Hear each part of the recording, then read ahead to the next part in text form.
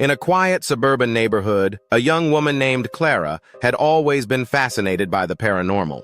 Intrigued by sleep paralysis, she often researched it, reading stories of shadowy figures and ominous presences that seemed to haunt the dreamers. One night, after a long day of editing her latest video on supernatural phenomena, she drifted into a deep sleep. As Clara entered the dream world, she found herself in her darkened bedroom, a sense of unease creeping over her. She could feel the weight of something oppressive pressing down on her chest, pinning her to the bed.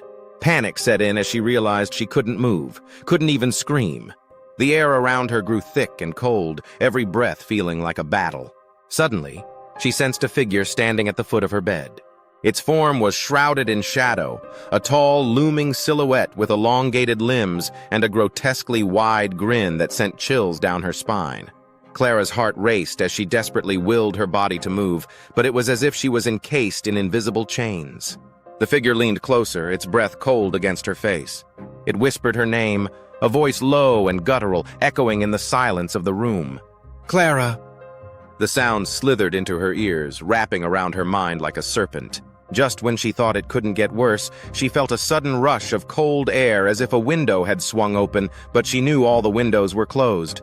The shadowy figure leaned even closer, its face now inches from hers, and Clara could see its eyes, black voids filled with a malevolent hunger.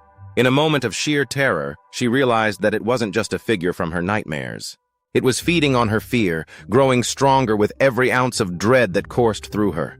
The darkness in the room thickened, wrapping around her like a suffocating shroud, and she could almost hear the echoes of her own racing heart against the silence.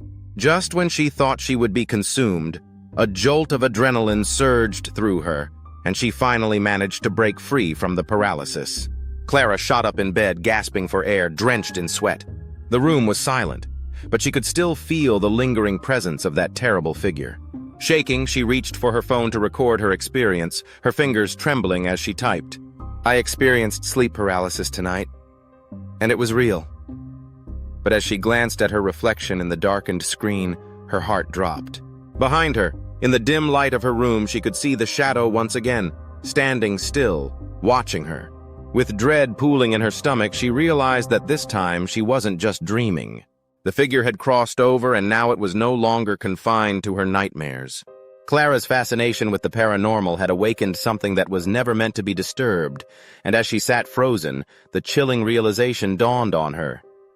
This was just the beginning.